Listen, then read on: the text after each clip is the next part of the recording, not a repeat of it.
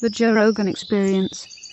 And I tell people all the time, like, just because, we get so caught up, like right now is like an emotional time for America, right? It's getting ready I call it the draining time, from now until, November, until the election time, it's going to be draining, right? And everybody's getting so emotional and fired up. And, and it's like, like it's going to be whatever. But the cool part is that this country, like from all of us in the military, from all our first responders, our police officers, we're the only country on the face of the planet that doesn't swear allegiance to a person. We swear allegiance to a document, to a piece of paper. And that's what allows us to be us. That's what allows us to not have one person come in and be able to change up this idea that we have of democracy, of freedom. And that's something that's just it's incredible. That's what keeps our country the way it is, right? Like there's not, the people will always be in charge here. And you know what? Most of America, 99% of America is incredible. And you know what? They're stopping and they're helping people. And it's just the loud ones that make us make it look like it's all chaotic. Well, people love to point out the horrible aspects and they love to ignore the good aspects. They love to dwell on the bad parts. And I think ultimately that's going to prove to be good for everybody, because those people that are highlighting all these bad things, then everybody else has to think about it and will slowly but surely evolve and come to an understanding and make the world a better place. It's a way better place now than it was 100 years ago or 200 years ago. And I think this is Steven Pinker talks about this all the time in his books, and is criticized for it because a lot of people don't like the idea that things are getting better. Mm-hmm. They want to dwell on the negative aspects 100%. And they want to magnify those and make it the most important focal point.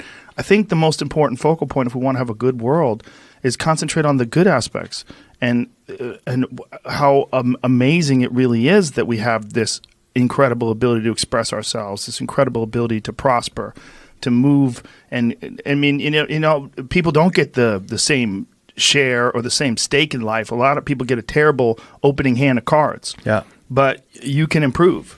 And this is one of the rare places in the world where you can, if you're so inclined, if you have the discipline, if you can figure it out emotionally, if you can figure it out in terms of like what you want to do in your life, you can live a healthy and successful life in this country. It's possible. It's 100%. Like nobody's holding you down, right? Like you have the choice to be able to do that. You have the choice to go out. Every opportunity is here. Like there's no other country that has more opportunities than the United States of America. Especially, for anybody. And I agree with you. I think that society has gotten into this place of where we're trying to out-victimize each other. Like who can be the bigger victim? Who's had it harder? Yeah. And it's the thing that I also believe is that with technology and all this is the empathy, like suffering has become normal for people. Right? Like it's became entertainment. Like look at reality TV, like people's messed up lives. Mm-hmm. That's entertainment for people now. Right. Video games of, and I talk about this all the time about war, right? We came back and war has now been romanticized. It's been romanticized that it's this cool image of like, I hear people say, yeah, I just want to go kick indoors and shoot people in the face. And it's like, well, you've probably never done it then. And it's like we've got our kids playing video games of the stuff that keeps me awake at night. And it's like, at what point do we start humanizing these things? When you see one of those crazy video games, those first-person shooters mm-hmm. involving war, does that bring back memories? I mean, does it irritate you? I think that what's not put out there is I hear kids talking about, hey, did you use this or did you use this or did you hear people say, well, did you kill somebody, right? And it's like kids, and I don't think that's to me that bothers me because there's nothing cool about taking another human's life. And when you're playing video games and it's like, oh, I got this many kills, like these kids are just watching this screen over and over, and the more graphic it gets, the less desensitized that we have to another human being suffering. Right. The more desensitized. Desensitized, right? Like the more desensitized, and then you start, the more the movies go, and the more. I think that like we've pushed ourselves away from being empathetic to, hey, these are real people. These are real people's lives. Like, what if they, we've stopped looking at people and saying, this is someone's child. Yes. This is someone's mother. Right. This is someone's son. Like we've gotten away from that, and like the old art that I was always told to live by is treat someone as you would want to be treated yourself.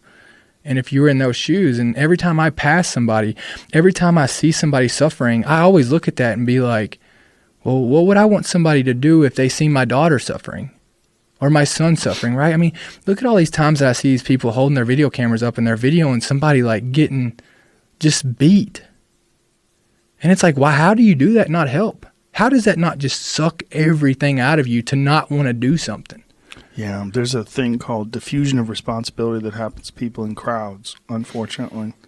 And there's also the same thing that I think when you're filming something that's happening in real life is the same thing that you've seen in these video games and on television shows. I mean, we have never had more violence in film form and in video game form ever.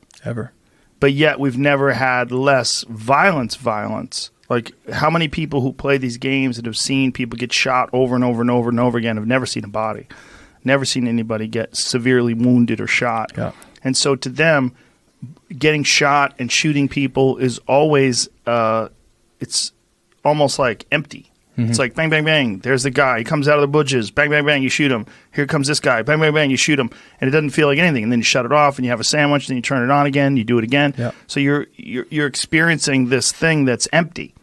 It's like you're pretending to drink water, but there's nothing in the glass. You just keep doing it over and over again. And then you get some real water and you're like, oh, this is different. Yeah. This is different. And that's not even a good – that's a terrible analogy. But the analogy of numbing, that people are numb to this fake violence and have no experience with the real stuff. So they think of the real stuff the same way they think of the fake stuff. They do. And then and sometimes when they see it, they still are numb. They still can't act, right? Like they still don't. It's kind of like imagine, the way I look at it is, you look at all these simulators, like flight simulators. Like, I mean, there's all this virtual reality, right? Of that people are using this for actually training.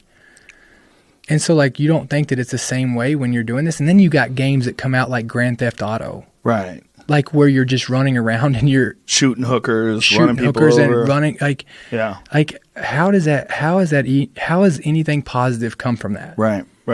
How is anything positive? Yeah. It's we're a weird culture.